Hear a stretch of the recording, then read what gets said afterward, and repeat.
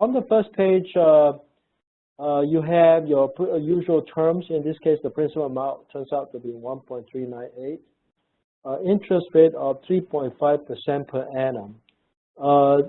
The seller actually had a pretty good deal with Chase. The seller's loan was previously modified, so they were able to get the interest rate fixed at 3% per annum. Okay, and the monthly payment was $3,941. The AITD, they want the AITD to be for 3 years only. There's a balloon payment at the end of the 3 years. So we tried to negotiate for a 5-year AITD, but in order to get a 5-year, they would not give us the $10,000 discount that we were looking for. We successfully negotiated the purchase price from 2.65 to 2.64 with a reduction of $10,000 based on the termite work and the roofing work that were required to be done. So termite and roofing, we decided not to do it. In exchange, we get a reduction of $10,000 from the purchase price. And that is the first page. It's just set forth the term of the loan. And then, of course, they were concerned about us transferring the title to someone else. So they actually imposed a due on sale clause in their AITD. So we are not able to transfer title to someone else unless we pay off the loan.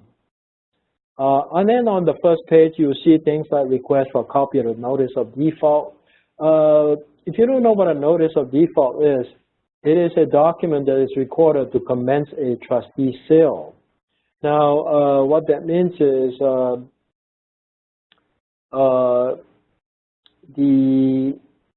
if the seller wants to commence trustee sale on us, no, actually not the seller. If Chase wants to commence a trustee sale on us, the seller is required to give us a notice of the notice of default. Tax service, you have to address tax service and title insurance and hazard insurance. These are the lender requirements that we have to comply with.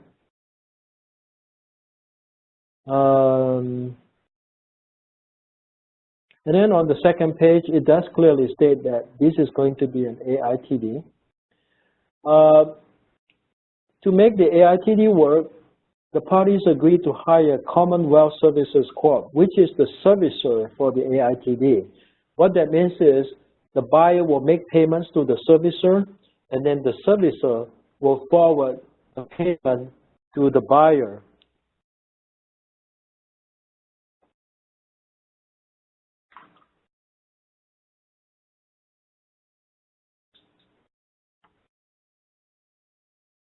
Hey, can you get the light, please?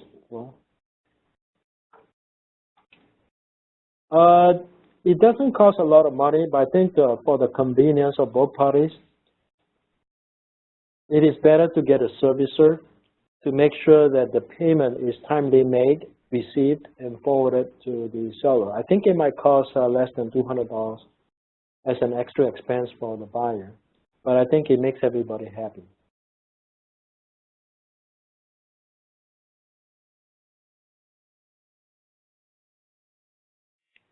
Nice thing about the AITD is we don't really have to worry about qualifying the buyer. It's automatically qualified, okay? That's another thing that is enticing for my buyer. My buyer really can't qualify for a loan in the United States. They have income in China, but no income in the United States. As you can imagine, there's just no way for them to qualify for a loan. So it's a perfect marriage whereby my buyer was able to buy a property of their liking, pay some down payment, and able to get a loan at the expense of the seller, not at the expense of the seller, but at the convenience of the seller.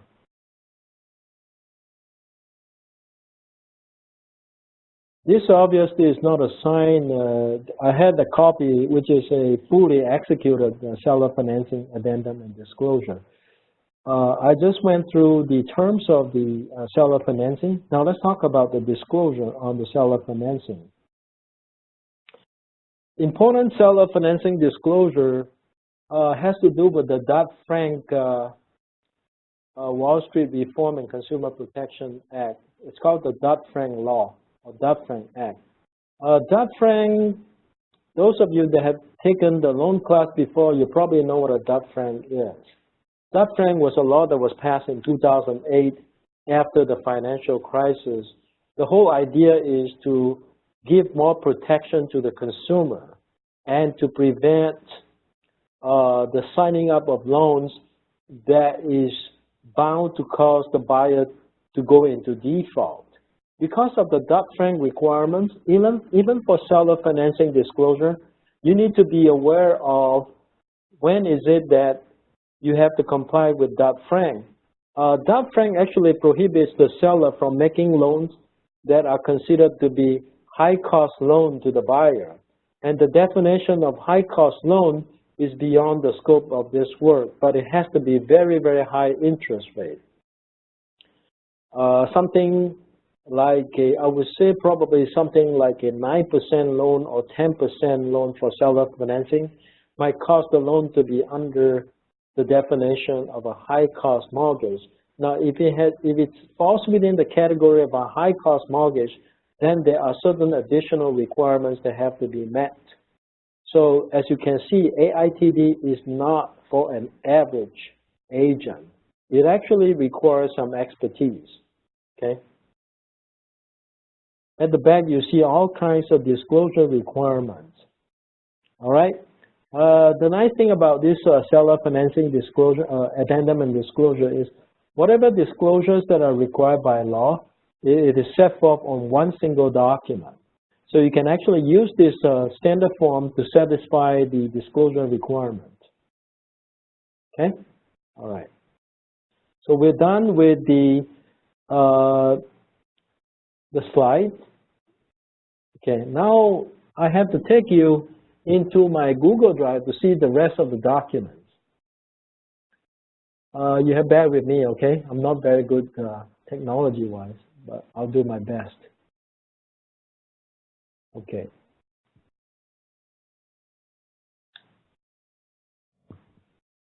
Okay, let's go look into my Google Drive folder. As you know, I have not organized my Google Drive folder yet. I taught you guys how to organize, but I haven't done mine yet. You know what I mean, right?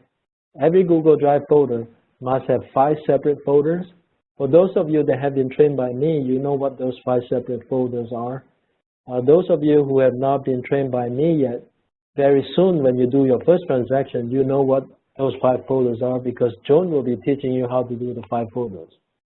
And she will show you how to move these various documents into these 5 folders to make it easy for me to review your file. Let's take a quick look at some photographs regarding this property, okay? I know I did a good job on moving these photographs into my other folder, which I'll show to you later, but there are some documents I want to show you before we go there. Seller counter offer 1, let's not worry about that yet. Let's look at the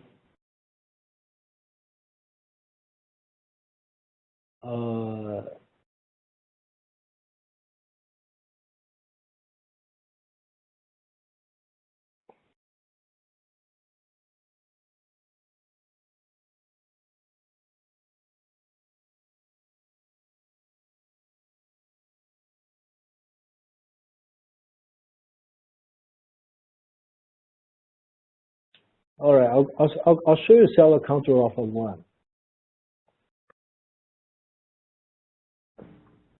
This actually came from the seller.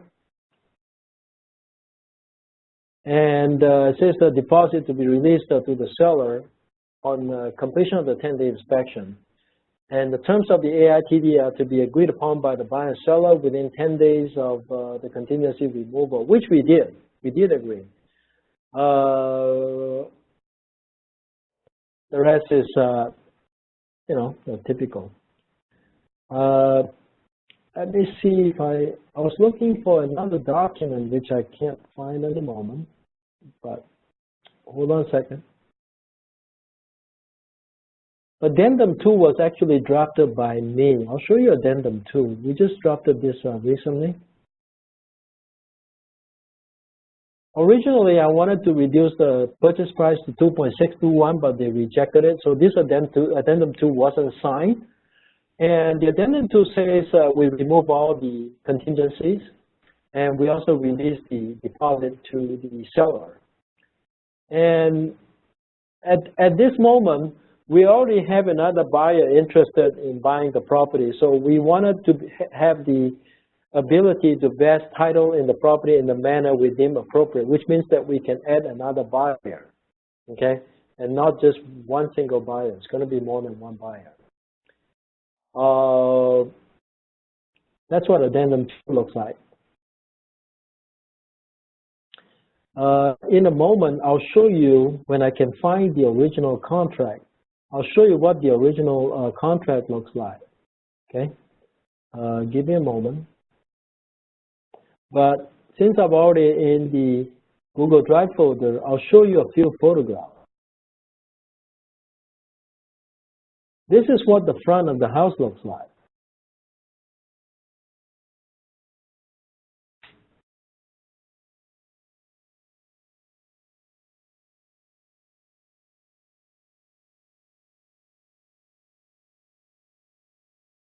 And this is a layout of the septic tank, as I said earlier. You see the septic tank is right here, and it's about 8 feet from the house. And here we have the 80 feet leach line. And it is a 1,200-gallon septic tank.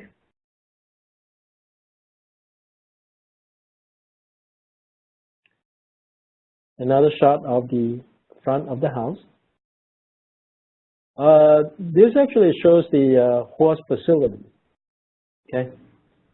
If you want to see what the photo look like, those that are in my room, you can sit next to me. I don't know why it's not showing the photograph, but let me see. Huh? What? Yeah. Oops, what did I do? Let's move. Okay. Hold on. Let me go back to that screen I was at. Okay. Here's the photograph, right? This is part of the horse facility. This is where they let the horses roam around. It's a shed, you know, to keep some equipment. This shows a view of the back of the house, and to the right, it's just additional enclosure for the horses. As you can see, I'm not a horse person. I can't even properly call the names, right? Nah, not corral. Anyway, I know what a corral looks like. Okay. Anyway, you see this paved area here? This is where this facility is like a daycare center for horses. So any owners who has horses where they have no place to put, can put the horses here. From what I was told, for each horse, the monthly rental is $600. That includes the horse, you know, keeping the horse there and feeding the horse. So they can accommodate close to 45 horses at this facility in a given month. That is the capacity. 45 times 600. I know Laura is taking out her calculating, and tell me what that about is. Close to $28,000. About $27,000. So you subtract now as you can see, you know, for the person who rents this facility to run a daycare center for horses, it's not difficult for them to pay $10,000 a month to the property owner, okay? So it's potential income. More enclosure for the horses. You see this facility here is for certain, they have different enclosures for different category of horses. They have this enclosure for baby horses or horses that have, they are in different stages of the training process. Okay, this is just a training pit for the horses.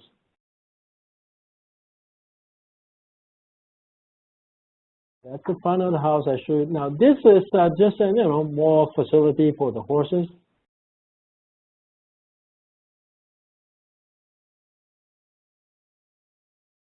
Same thing, horse facility. Another enclosure. This is where they showcase the horses. This is where the individual homeowner, not homeowner, horse owner, that wants to come and pick up their horse and kind of, ride their horses around the property. This is where they go in there, okay? So they can actually make appointment to come in and take their horses and go for a horse ride, okay? This is inside where the horses sleep, okay? This might be one of the facilities where the female, the pregnant horse actually gives birth to baby horses. This is a place where they actually settle up the horses.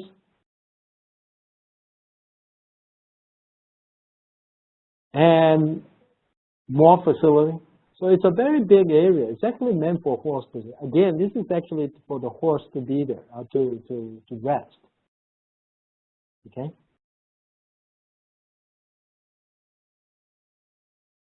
Okay, I reached the end. I'm going to close this. And then I'm going to take you to my zip form, how I set up the file.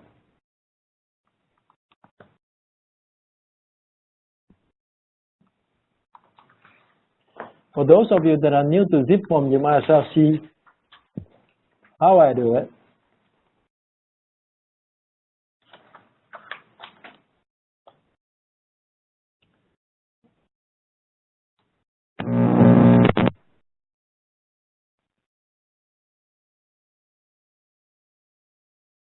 Just a moment. I'll fix the problem. I think the problem is on the slide. Let me close the slide, and then you'll be able to see everything.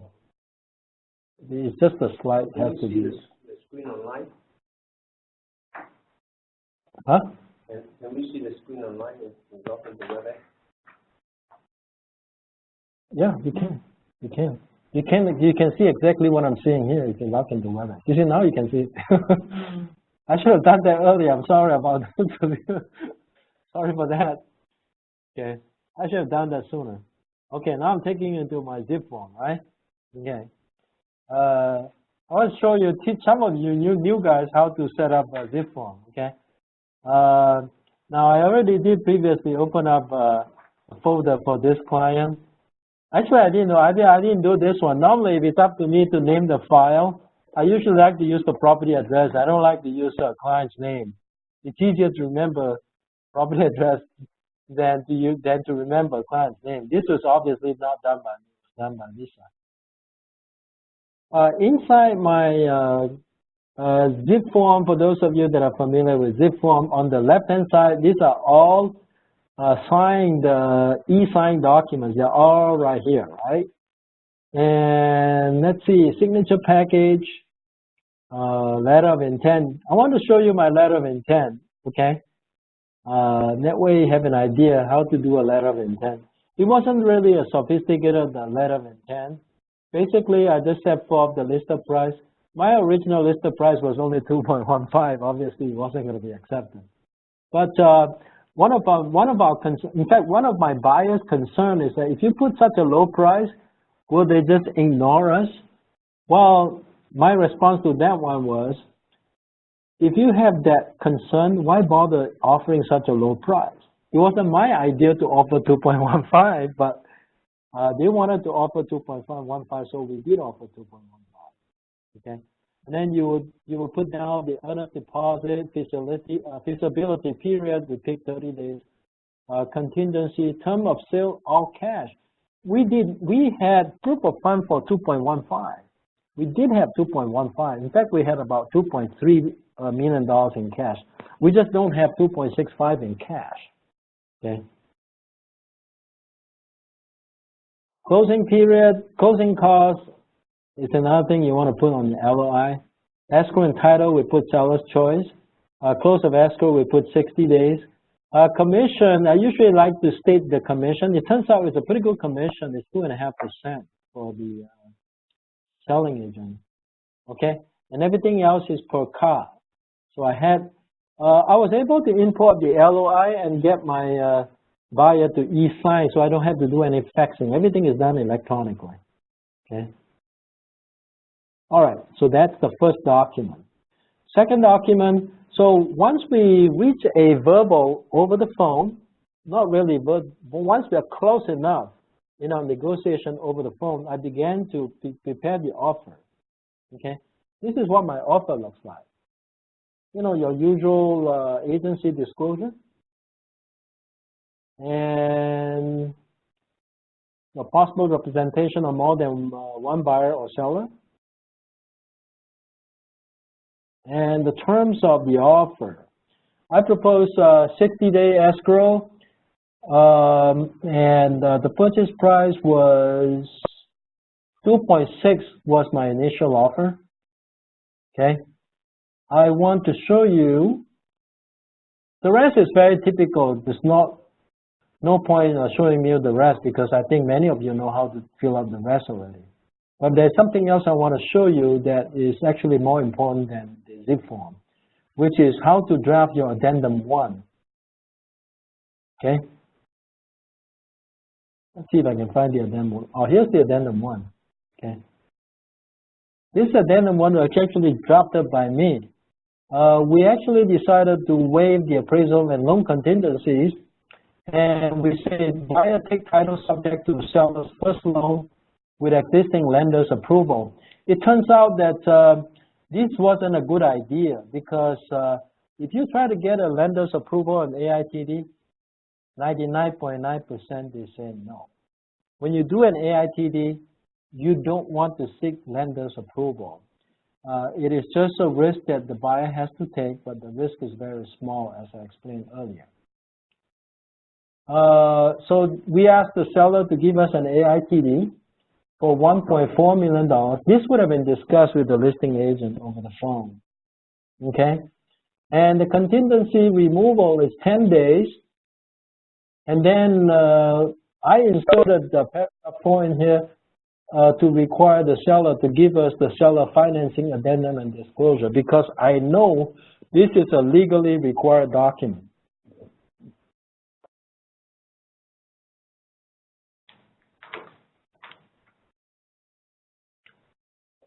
And that seller counteroffer number 1, I think we've already seen it. It actually came from them. But you can take a look at it again. Yeah, it came from them. So we signed the, in the end, we actually did not sign the seller counteroffer number 1. We actually did a fresh contract. I basically redrafted everything that incorporated all of the terms in the seller counteroffer number 1. That way we have a clean contract. We only have one contract and no counteroffers. That's exactly what we did. Okay? That's about it on the zip form side. At this moment, it's 1:10, so we went over a little bit, so I'm going to conclude my presentation, and I will open up for questions at the moment, okay? So the conclusion is that the purchase and sale agreement that involves an AITD is not an easy transaction. You definitely need the help of an experienced agent, if not an attorney, to help you out. Because it is a very difficult transaction for an average agent. All right, I think I have unmuted everybody. Does anybody have a questions? Okay, no question. Thank you so much for attending today's presentation.